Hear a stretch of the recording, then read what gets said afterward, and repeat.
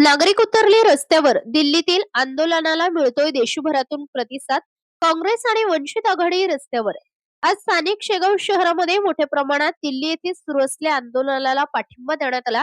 आज वंचित बहुजन आघाडीचे सर्वेसर्वा ॲडव्होकेट प्रकाश आंबेडकर यांनी आज महाराष्ट्र बंदची हाक दिली होती. त्याचाच भाग म्हणून आज शेगाव शहरात सकाळी 10 वाजता या बंदला सुरुवात झाली. तर भारतीय राष्ट्रीय काँग्रेस यांनी केले धरणे आंदोलन.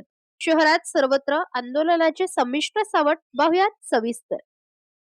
यावेळी वंचित बहुजन आघाडीचे तालुकाध्यक्ष, शहर अध्यक्ष यांनी आवाहन केले होते की सर्व समविचारी पक्ष संघटना यांनी या बंदमध्ये सहभागी व्हावे आणि शहरातील व्यापारी वर्गाने स्वतः बंदमध्ये सहभागी होत आपले आस्थापने बंद ठेवावे असे आवाहन केले होते. आज सकाळी डॉक्टर बाबासाहेब आंबेडकर चौक येथून या बंदला सुरुवात करत वंचित बहुजन आघाडी यांच्यासह भारतीय राष्ट्रीय काँग्रेस, राष्ट्रवादी शरदचंद्र पवार, शिवसेना उद्धव बाळासाहेब ठाकरे यांसह समविचार पक्ष संघटना सहभागी झाल्या होत्या. संपूर्ण शहरात फिरून नागरिकांना आस्थापने बंद करण्याचे आवाहन करण्यात आले. नागरिकांनीही या बंदला सहकार्य करत आपली आस्थापने बंद केली. यावेळी तर राष्ट्रवादी काँग्रेस पक्षाच्या वतीने या आंदोलन पाठिंबा देऊन सरकारचा निषेध व्यक्त करण्यात आला. तर धर्मेंद्र प्रधान यांचा राजीनामा झाला पाहिजे, विद्यार्थ्यांवरील गुन्हे मागे घेतले पाहिजे यासाठी राष्ट्रीय काँग्रेस शेगाव शहर तालुका यांच्या वतीने स्थानिक छत्रपती शिवाजी महाराज चौक या ठिकाणी ठिय्या आंदोलन करण्यात आले.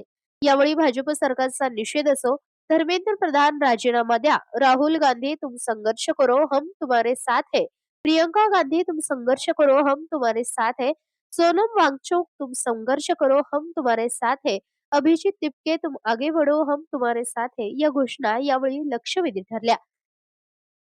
यावेळी खास मोर्चासह ठिय्या आंदोलनाचा आणि मोर्चाचा आढावा घेतला आमचे प्रतिनिधी विठ्ठल अवताडे सोबत समीर देशमुख यांनी. काय म्हणाले वंचित बहुजन आघाडी शहर अध्यक्ष सलमान शेख आणि काँग्रेस पक्ष शहर अध्यक्ष कैलास देशमुख. तर ठिय्या आंदोलनामध्ये काँग्रेसच्या भूमिकेबद्दल काय म्हणाले काँग्रेसचे वरिष्ठ नेते राम विजय बरंगुले, बघूयात सविस्तर.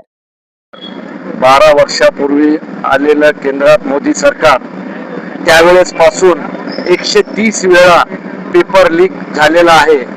तो मग नीटचा असेल, अनेक पेपर लीक झालेले आहेत.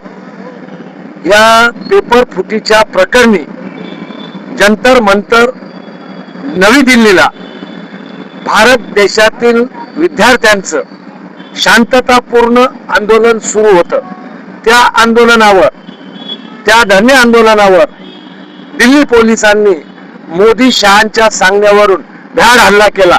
त्याच्या निषेधार्थ आमचे प्रदेश काँग्रेसचे अध्यक्ष आदरणीय हर्षवर्धन दादा सपकाळ, जिल्हा काँग्रेसचे अध्यक्ष आदरणीय प्रकाश भाऊ पाटील यांच्या आवाहनानुसार आज शेगाव शहर काँग्रेस कमिटी व तालुका काँग्रेस कमिटीच्या वतीने आम्ही छत्रपती महाराष्ट्राचं भूषण छत्रपती शिवाजी महाराजांच्या पुतळ्यासमोर धरणे आंदोलन करीत आहोत. आमची मागणी ही आहे की धर्मेंद्र प्रधान या देशाचे जे शिक्षण मंत्री आहे, त्यांच्या कार्यकाळामध्ये मोदी पंतप्रधान, शहा गृहमंत्री या तिघांचाही आम्हाला राजीनामा पाहिजे.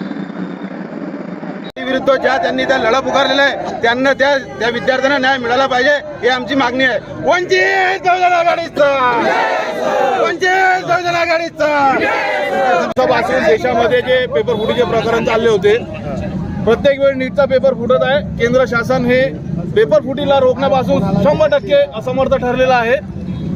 ज्यांनी या विरोधात आंदोलन उचलले त्या विद्यार्थ्यांना नाक मारहाण करण्यात आली. काल एका तरुण भगिनीचा त्याच्यामध्ये जीव पण गेला. तरी या निर्लज्ज भाजप सरकारला लाज शरम वाटत नाही की त्यांनी आताही त्यांना राजीनामा घ्यावा असं वाटत नाहीये.